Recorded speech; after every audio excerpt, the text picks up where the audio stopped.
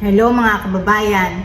So guys, ang sabi ni Sara Duterte ay kinukonsidera daw niya na kumandidatong presidente sa 2028 elections. So guys, hindi niya ito kinukonsidera. Ito na talaga yung plano niya, maski dati pa, noong 2022 pa lang. Kaya nga lang, napakalakas no ni Marcos. Kumbaga, time nun talaga ni Marcos na maraming gusto na si President Marcos ang maging presidente natin.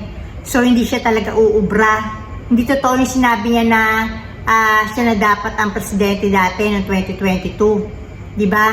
Ano yon, kasinungalingan yon. Dahil kung talagang alam niya at sure na sure siya na mananalo siya bilang presidente, sa tingin ko sa pagiging buwaya, sa kaperahan, no? Etong si Sara, kung mandidato na talaga siyang presidente dati pa man. So guys, ito, sa tingin ko, usapan na rin talaga nila to ni PBBM na mauna si PBBM tapos siya ang susunod na presidente natin. Yun nga lang, di naman nila alam pareho na may susulpot na Martin Romualdez na isa ring ambisyoso na gustong maging presidente natin. So guys, alam nyo guys, makapal din naman ang mukha ni Sara, di ba? Kasi akala naman niya mananalo siya sa 2028. Halos lahat na sabihin na natin na karamihan ng mga Pilipino gusto siya ipa-impeach.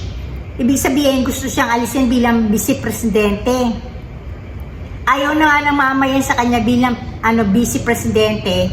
Gugustuhin pa ba na mamamayang Pilipino na maging presidente siya? Nakakatakot guys, kasi sa tingin ko mas grabe pa to sa ama niya. Kung ang tatay niya ay mamamatay tao na si Digong, no? Sa tingin ko guys, masigit si Sara.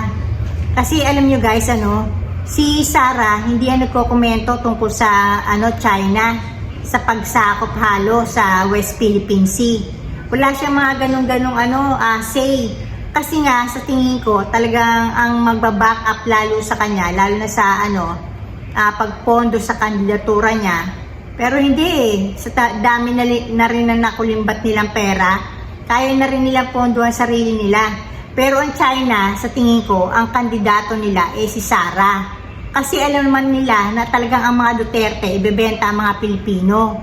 Hindi tayo mahal ng mga Duterte guys, nakakatakot si Sara, no?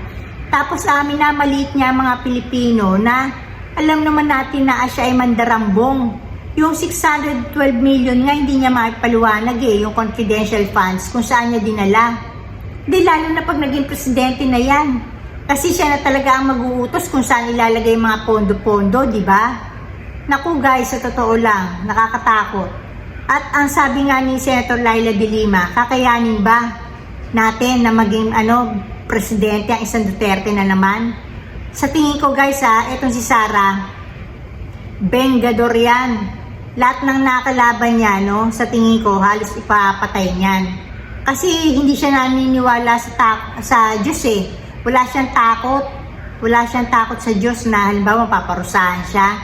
Kasi kung may takot yan, hindi yan magnanakaw ng 612 million na alam naman niya talaga na hindi kanyang pera yon sa taong bayan.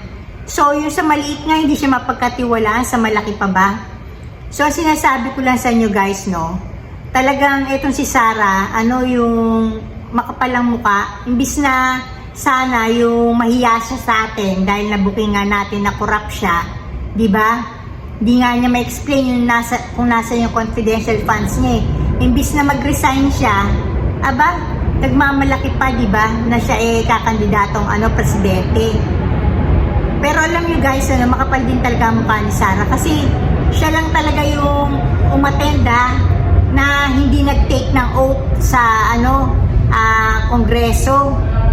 Umattend pero meron siyang headset na kabastusan dahil pinakikita niya, di ba, na siya ay nakikinig sa music o ano pa man, na wala siyang pakialam kung sino man o ano man ang pinag-uusapan doon, di ba? Wala siyang galang. Tapos pagbantaan mo pa ba naman ang presidente natin, napapatayin mo siya. Tsaka si First Lady at saka si Romualdez, di ba? Tapos yung bastusin mo, yung tatay na presidente na yung labi ay ipatatapon mo sa West Philippine Sea. So guys, sa tingin ko wala talagang moral leadership si Sara Duterte. Kaya hindi siya bagay na maging presidente natin. So sinasabi ko lang sa inyo na nakakatakot si Sara Duterte at hindi siya dapat manalo. At sa tingin ko hindi siya mananalo kung walang halong dayaan. So ayun lang guys, dito na ako guys, and blessings everyone. Bye.